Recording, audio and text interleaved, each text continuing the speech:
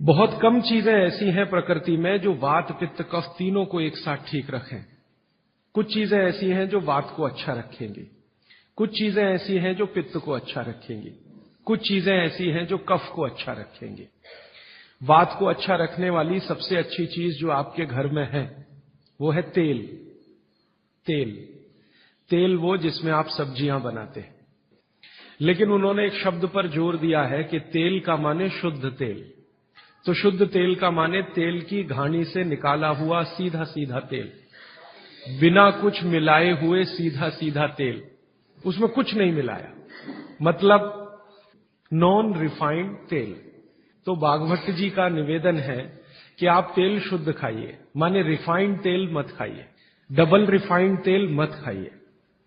अब आप कहेंगे जी क्यों नहीं खाएं, डॉक्टर तो यही बोलते हैं कि रिफाइंड खाओ, डबल रिफाइंड खाओ तो आपको हृदय घात नहीं आएगा वगैरह वगैरह। ये जो रिफाइंड तेल है मैंने इनको देखा है कैसे रिफाइंड किया जाता है, आप भी देख लें, कभी मौका मिले तो बहुत अच्छा होगा। किसी भी तेल को रिफाइंड करने में 6 से 7 केमिकल इस्तेमाल होते हैं और डबल रिफाइंड करने में 12 से 13 केमिकल इस्तेमाल होते हैं। वो सब केमिकल मनुष्य के द्वारा बनाए गए हैं प्रयोगशाला में। भगवान का बनाया हुआ एक भी केमिकल तेल को रिफाइंड नहीं कर सकता। भगवान का बनाया हुआ माने प्रकृति का दिया हुआ, जिसको आप अंग्रेजी में कहते हैं ऑर्गेनिक। जितने भी केमिकल तेल को साफ करने के लिए उपयोग किए जाते हैं वो सब इनऑर्गेनिक है, और इनऑर्गेनिक केमिकल ही दुनिया में जहर बनाते हैं और उनका कॉम्बिनेशन जहर की तरफ ही लेके जाता है। आज की दुनिया में मॉडर्निज्म के नाम पर, आधुनिकता के नाम पर जितने इनऑर्गेनिक केमिकल्स जगह जगह इस्तेमाल हो रहे हैं वो सब आपको धीरे धीरे उस तरफ ले जा रहे हैं जहां आप जहर अपने ही शरीर में पैदा कर दें। इसलिए रिफाइंड तेल, डबल रिफाइंड तेल गलती से भी मत खाइए, गलती से भी मत खाइए। अब आपके मन में 2 प्रश्न आएंगे तुरंत कि शुद्ध तेल में तो बास बहुत आती है। हां, सीधा प्रश्न। दूसरा प्रश्न आएगा जी शुद्ध तेल बहुत चिपचिपा होता है। हम लोगों ने जब शुद्ध तेल पर रिसर्च किया तो पता चला कि तेल का जो चिपचिपापन है वो उसका सबसे महत्वपूर्ण घटक है, और जैसे ही तेल में से ये चिपचिपापन निकाला तो पता चला वो तेल ही नहीं बचा, वो हिस्सा ही गायब हो गया। फिर हमने देखा कि तेल में जो बास आ रही है, बास, वो उसका प्रोटीन कंटेंट है। दालों के बाद दूसरे नंबर पर जो प्रोटीन सबसे ज्यादा है वो तेलों में है।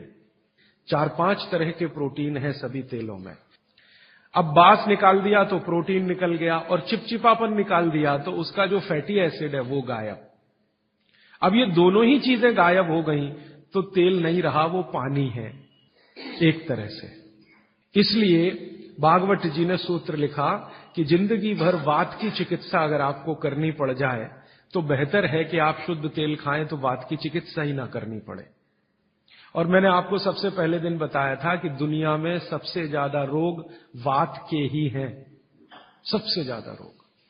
ये घुटने दुखना से लेकर कमर दुखना, हड्डियों में दर्द, ये वात के तो रोग है ही। सबसे खतरनाक वात का रोग है हार्ट अटैक, ब्रेन का डैमेज हो जाना।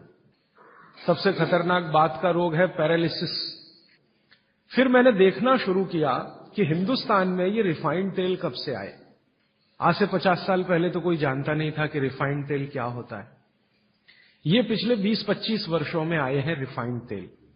कुछ कंपनियां निकली इस देश में, कुछ विदेशों से आई, कुछ हिंदुस्तानी कंपनियां, दोनों ने मिलकर रिफाइंड तेल का चक्कर चलाया। रिफाइंड तेल बहुत अच्छा है, बहुत अच्छा है। अब ये बहुत अच्छा उन्होंने कहा, किसी ने माना नहीं, तो डॉक्टरों से कहलवाया, बहुत बड़े बड़े डॉक्टरों से कहलवाया। इन डॉक्टरों के साथ मैंने जब वार्ताएं करना शुरू किया, खासकर बंबई के कुछ डॉक्टरों को जो हर समय ये प्रेस्क्रिप्शन के साथ कहना नहीं भूलते कि तेल सफोला का ही खाना या तेल ये ही खाना, तो मैंने कहा डॉक्टर साहब सफोला से आपका क्या रिश्ता है? ये क्यों नहीं कहते तेल तिल का ही खाना, ये क्यों नहीं कहते तेल नारियल का ही खाना, ये क्यों नहीं कहते तेल मूंगफली का ही खाना, ये सफोला कहां से आ गया? तो वो डॉक्टर तो नहीं बताते, लेकिन उनकी पत्नियां बताती हैं कि वो सफोला वाला आता है ना। तो डॉक्टर साहब को कभी रेफ्रिजरेटर दे जाता है, कभी टेलीविजन दे जाता है, कभी डॉक्टर साहब और मुझे मिला के नेपाल की यात्रा करा देता है, कभी हमारे बच्चों के साथ हमको अफ्रीका की सफारी दिखा देता है। तो ये है चक्कर सारा कि एक तरह से किकबैक डॉक्टर साहब को प्रत्यक्ष और परोक्ष रूप से मिल रही है। इसलिए डॉक्टर साहब बार बार कह रहे हैं कि सफोला का तेल खाना। अब ये सफोला का तेल हमने लेकर टेस्ट किया लेबोरेटरी में। सूरजमुखी का तेल जो अलग अलग ब्रांड का है वो टेस्ट किया लेबोरेटरी में। दिल्ली में all India institute of medical sciences के कई डॉक्टरों को इसमें इंटरेस्ट हुआ कि बात तो ये गहरी है, इस पे काम करके देखना चाहिए। तो वो डॉक्टरों ने जो कुछ भी निकाल के दिया है रिसर्च के रूप में, है तो बहुत मोटा हिस्सा, अगर बात करूं तो बहुत दिन बीत जाएंगे, उसका निष्कर्ष एक वाक्य में बता देता हूं कि तेल में जैसे ही आप बांस को निकालेंगे और उसका चिपचिपापन हटाएंगे, वो तेल ही नहीं रहता, तेल के सारे महत्वपूर्ण घटक निकल जाते हैं। और डबल रिफाइंड में तो कुछ भी नहीं बचता। डबल रिफाइंड तो बिल्कुल छूछ है, कुछ है ही नहीं उसमें, और आप उसको खा रहे हैं। तो तेल के माध्यम से शरीर को जो कुछ चाहिए वो मिलता नहीं। आप बोलेंगे जी तेल के माध्यम से हमारे शरीर को क्या मिलता है। मैं बार बार एक शब्द पे आपको ध्यान लाया, HDL, हाई डेंसिटी लिपोप्रोटीन। ये तेलों में से ही आता है आपके शरीर में। वैसे तो ये लीवर में बनता है, लेकिन तेल खाएं तब, खाएंगे नहीं तो बनेगा नहीं है। तो शुद्ध तेल आप खाएं तो आपके लीवर की मदद से HDL आपके शरीर में बेहतरीन स्थिति में रहे। और ये HDL ही है जो आज की रिसर्च बताती है जो वात को कंट्रोल कर सकता है, HDL ही है। तो आधुनिक विज्ञान का ये HDL और 3500 साल पहले के विज्ञान बाघभट्ट चिकित्सा का तेल, ये दोनों एक ही चीजें हैं। तो आप शुद्ध तेल खाएं तो HDL अच्छा रहे। HDL अच्छा रहे, जिंदगी में हार्ट अटैक आने की कोई संभावना नहीं। आप निसंकोच अपना जीवन बिताइए। फिर एक और महत्व की बात, हमने हमारे कुछ दोस्त लोग हैं इस अभियान में जुड़े हुए, उनके ऊपर एक्सपेरिमेंट किए। खासकर छत्तीसगढ़ में हमारे कुछ मित्र हैं। मैंने कहा भाई आप ऐसा करो, चिकित्सा करनी है तो बाघभट्ट की करो। हाँ ठीक है करेंगे। तुम डॉक्टर बंद कर दो। हाँ बंद कर देंगे। तो ऐसे हमने कुछ हमारे दोस्त इकट्ठे किए जिनको बहुत ज्यादा समस्या है कोलेस्ट्रॉल की, बहुत ज्यादा समस्या है ट्राइग्लिसराइड की, बहुत ज्यादा समस्या है हाई बीपी की। ऐसे कुछ लोग इकट्ठे किए। और छत्तीसगढ़ में ये इसलिए किया कि छत्तीसगढ़ भारत में ऐसा एक राज्य है जहां शुद्ध तेल अभी भी मिलता है। गांव गांव में तेल निकालने वाली घानियां हैं, आसानी से तेल उपलब्ध है, और आसानी से सरसों भी उपलब्ध है, मूंगफली भी उपलब्ध है। तो वहां करने का ये एक ही प्रयोजन था। और ये लगभग हम 3-3.5 साल से कर रहे हैं। अभी भी ये चालू है, हमारा काम बंद नहीं हुआ है। तो वहां हमने जिन जिन लोगों को शुद्ध तेल पर लाया उनका ये बंद करा दिया, रिफाइंड और डबल रिफाइंड, और शुद्ध तेल पर वो आते गए। अभी उनकी स्थिति ये है कि जब हम उनको डॉक्टर को दिखाते हैं और पुरानी रिपोर्ट लेके जाते हैं कि देखो 3 साल पहले इनकी ये रिपोर्ट थी, कोलेस्ट्रॉल इतना, ट्राइग्लिसराइड इतना, ये इतना, तो डॉक्टर कहता है ये रिपोर्ट में तो 8 दिन के ज्यादा जिंदा नहीं रहना चाहिए, हार्ट अटैक आना ही चाहिए और मरना ही चाहिए, लेकिन आप बचे कैसे हैं। तो अब रिपोर्ट ये देख लो। आज की रिपोर्ट उनको दिखाते हैं तो वो कहते हैं कि मिरेकल है, ये मिरेकल कुछ नहीं है, चमत्कार कुछ नहीं, बस एक ही है कि शुद्ध तेल खाया उन्होंने और जो तेल के घटक होते हैं वो भरपूर मात्रा में उनके शरीर को मिले, इसलिए उनके ट्राइग्लिसराइड्स लेवल कम हुए, कोलेस्ट्रॉल लेवल माने VLDL, LDL कोलेस्ट्रॉल लेवल कम हुए, HDL उनका बहुत तेजी से बढ़ा, ब्लड प्रेशर उनका अपने आप कम हुआ, हार्ट अटैक आने की जो कंडीशन बनी हुई थी वो पूरी तरह से खत्म हुई। और अब इतना काम करने के बाद मुझे ये कॉन्फिडेंस हो गया है कि उनमें से 2 हमारे कार्यकर्ता तो ऐसे हैं जिनको हार्ट में भयंकर ब्लॉकेज थे, अभी चेक कराएंगे तो वो ब्लॉकेज भी नहीं मिलेंगे। ये आया रिपोर्ट, और बाघभट्ट जी का देखकर फिर मैंने देखना शुरू किया। आप भी जरा पुरानी चीजें याद करिए, 20 साल पहले की, 25 साल पहले की। तो हमारे घरों में बहुत सारी चीजों में बहुत बार तेल का उपयोग होता था, और तेल के साथ घी का उपयोग तो और भी ज्यादा होता था। तेल और घी एक ही कैटेगरी मान लें, आधुनिक विज्ञान के हिसाब से। वैसे आयुर्वेद के हिसाब से दोनों अलग कैटेगरी हैं, लेकिन 1 मिनट के लिए मान लें हम, कितने बार हम घी का उपयोग करते थे घरों में? शीरा बना रहे हैं, हलवा बना रहे हैं, बिना घी के बन नहीं रहा है। दाल में घी खा रहे हैं, रोटियों पे घी खा रहे हैं, सब्जियों में घी खा रहे हैं, और फिर सब्जियां तेल में बना रहे हैं। आप जरा कल्पना तो करिए, कितनी जगह तेल तेल तेल, कितनी जगह घी घी घी। और 40 साल पहले मैंने तो नहीं सुना, पता नहीं आपने सुना, मेरे पिताजी को मैं पूछता हूं कि कितने हार्ट अटैक होते थे, तो मेरे पिताजी कहते अपने परिवार में तो एक भी नहीं हुआ। शायद आप 40 साल पहले के अपने परिवारों को देखें तो आपको भी पता चलेगा किसी को नहीं हुआ। तो जब उतना हम तेल और घी उपयोग कर रहे थे अपने दैनिक जीवन में, हमको हार्ट अटैक नहीं हो रहे थे। ये पिछले 10-12 वर्षों में क्या ऐसा हो गया जो इतने हार्ट अटैक हो रहे हैं? परसों किसी ने मुझे कहा कि 17 साल के एक बच्चे ने हार्ट का ऑपरेशन कराया अभी यहां चेन्नई में, अपोलो में या पता नहीं कहां। अब 17 साल की उम्र में आपको बाईपास करवाना पड़े, एंजियोप्लास्टी करानी पड़े, ये तो दुखद स्थिति है। और ये दुखद स्थिति बहुत दिन समझने के बाद पैदा हुई है रिफाइंड तेलों से, डबल रिफाइंड तेलों से। तो भागवत सूत्र के अनुसार आज मैं आपको विनती करता हूं कि जिंदगी भर वात की बीमारियों से अगर बचना है आपको, तो तेल शुद्ध खाइए, तेल एकदम शुद्ध खाइए। अब आपका तुरंत अगला प्रश्न आएगा, जी चेन्नई में मिलता नहीं, दुनिया में ऐसी कोई चीज नहीं है जो कहीं ना मिले। अर्थशास्त्र ये कहता है कि आप डिमांड खड़ी करो, हर चीज की सप्लाई होती है। जब रिफाइंड और डबल रिफाइंड तेल बिक सकता है तो शुद्ध तेल भी यहीं मिलेगा। आप जितने लोग यहां बैठे हैं, अगर आप ही आज संकल्प कर लें कि हम तो शुद्ध तेल ही खाएंगे, कल से देखना बहुत सारी यहां ऑयल मिलें लग जाएंगी, तेल निकालने वाली मिलें लग जाएंगी। और अब घानी लगाना बहुत ही आसान है। पहले एक जमाना था जब घानी लगाओ तो खर्चा बहुत होता था। अब तो 20-25 हजार रुपए की छोटी मशीन आती है और उसी मशीन में सब तरह के तेल निकल सकते हैं। अलग अलग मशीन भी लगाने की जरूरत नहीं। आप चाहें तो घानी भी लगा सकते हैं, वो तो 18-20 हजार की ही आती है, बैल से चलने वाली घानी। वो अब महंगी नहीं रह गई है और बहुत आसानी से तेल निकल आता है। तो इसलिए आप तेल शुद्ध की तरफ बढ़ जाइए। और मैं आपको जो रिसर्च कहती है वो कह रहा हूं कि जिस तेल में चिपचिपापन जितना ज्यादा होगा वो आपके लिए उतना ही उपयोगी है। जिस तेल में बास जितनी ज्यादा होगी वो उतनी ही उपयोगी है। सरसों के तेल के बारे में सारे डॉक्टर्स ऑल इंडिया इंस्टीट्यूट के जो रिसर्च कर चुके हैं वो ये कहते हैं, सरसों के तेल का डब्बा मुंह पे लगाओ और जो आंख में से आंसू तुरंत ना निकलें तो समझ लो वो नकली है। उसकी इतनी तेज बास आएगी कि आंख से आंसू निकल ही आएंगे, नाक चलना आपकी शुरू हो ही जाएगी। वो कहते हैं वो उसके शुद्धता की गारंटी है। तो आप इसको अपने जीवन में ध्यान रखें। वात के रोगों को जीवन भर चिकित्सा करनी है तो तेल की मदद से ही सबसे ज्यादा उपयोगी है।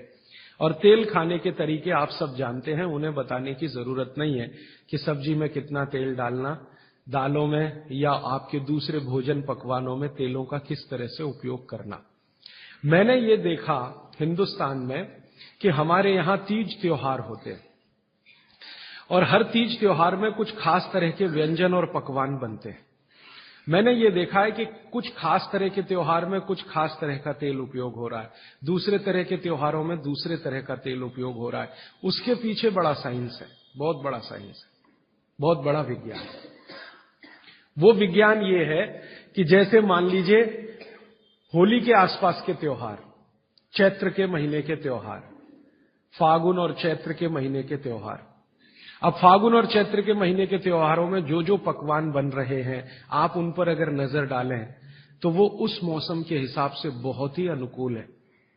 दिवाली के आसपास के जो तीज त्योहार हैं, नवंबर दिसंबर के या अक्टूबर नवंबर के, उनमें जो पकवान बन रहे हैं वो खास तरह के प्रिपरेशन है, बहुत गहरा विज्ञान है। कभी मौका मिला तो इस पे अलग से ही बात करूंगा कि त्योहारों में पकाए जाने वाले जो व्यंजन हैं वो हमारे शरीर को किस तरह की मदद कर रहे हैं। हमारे वैज्ञानिकों ने, माने महर्षियों ने, ये देखा कि जीवन के दिनों में, माने अगर ठंड के दिन है तो शरीर में क्या प्रकोप ज्यादा है, बरसात के दिन है तो शरीर में क्या प्रकोप ज्यादा है, गर्मी के दिन है तो शरीर में कौन सा प्रकोप ज्यादा, प्रकोप माने वात पित्त कफ, ये तीन ही तरह के, तो उनको संयमित रखने के लिए कौन सी चीजें प्रकृति ने दी हैं, तो व्यंजनों में वही चीजें डाली गई हैं। जैसे अब मैं आपको थोड़ा और स्पष्ट करता हूं, ये बात अमूर्त है लेकिन अब थोड़ी मूर्त करता हूं। सर्दी के दिनों में जितने भी त्योहार आप मनाते हैं या जितने भी त्योहारों में आप अपने जीवन को लगाते हैं, ये सब त्योहारों में आप देखो भोजन ज्यादा से ज्यादा आपके हिसाब से गरिष्ठ होता है। प्रिपरेशन कुछ इस तरह के होते हैं, जैसे आप तिल खा रहे हैं, सर्दी के दिनों में भरपूर तिल खाया जाता है और तिल के तरह तरह के व्यंजन बनाए जाते हैं। अगर आप गुजरात में रहते हैं तो अड़दिया खाया जाता है, अड़दिया। दुनिया का इससे अच्छा शायद कोई पकवान ना हो, अड़दिया जिसको कहा जाता है, उड़द की दाल का बनता है अड़दिया। ऐसे ही राजस्थान के कुछ इलाकों में विशेष पकवान है, ऐसे उत्तर प्रदेश के इलाकों में कुछ पकवान है। लेकिन अगर महसूस करें तो ये सब भारी हैं, भारी गुरुत्व है इसमें। बागभट्ट जी ने एक शब्द इस्तेमाल किया, गुरुत्व वाले पदार्थ, माने भारी हैं, आसानी से नहीं पचते, धीरे धीरे पचते। अड़दिया तो आसानी से नहीं पचेगा, तिल की चीजें भी आसानी से नहीं पचने वाली हैं। लेकिन जिन दिनों में हम ये खा रहे हैं उन दिनों में शरीर के लिए यही अच्छा है कि कोई चीज आसानी से ना पचे, धीरे धीरे पचे, देर में पचे। क्यों?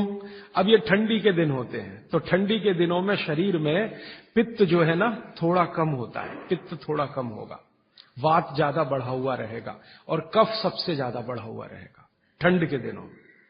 अब कफ सबसे ज्यादा बढ़ा हुआ है तो कफ का असर हमारी जठर अग्नि पर है।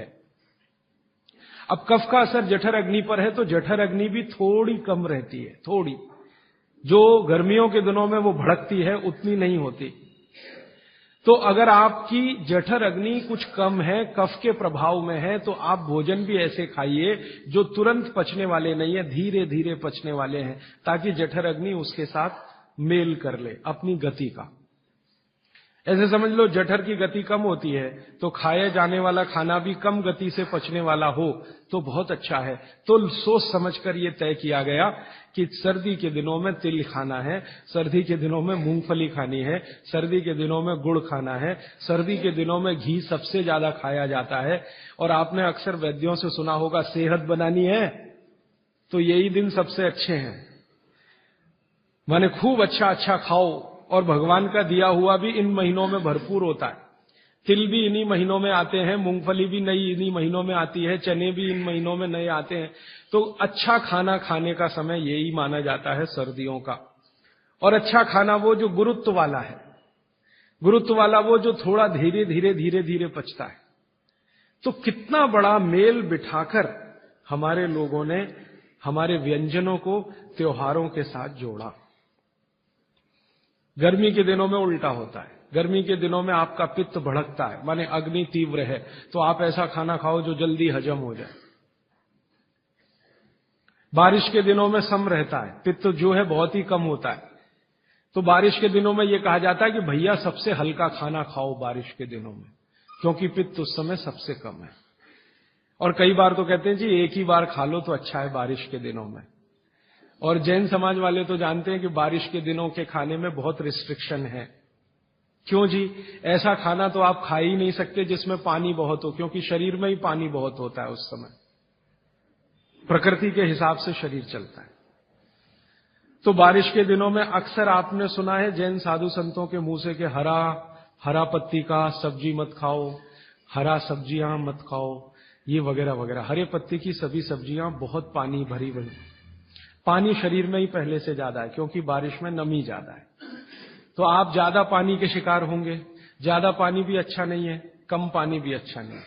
तो इसलिए साधु संत जो कहते हैं वो भी कुछ विज्ञान के आधार पर कहते हैं। बस अंतर इतना ही है कि हमारे दिमाग में क्यों इतना गहरा घुसा हुआ है कि जब तक क्यों एक्सप्लेन कोई नहीं करता हम ना उसकी बात सुनते हैं ना मानते।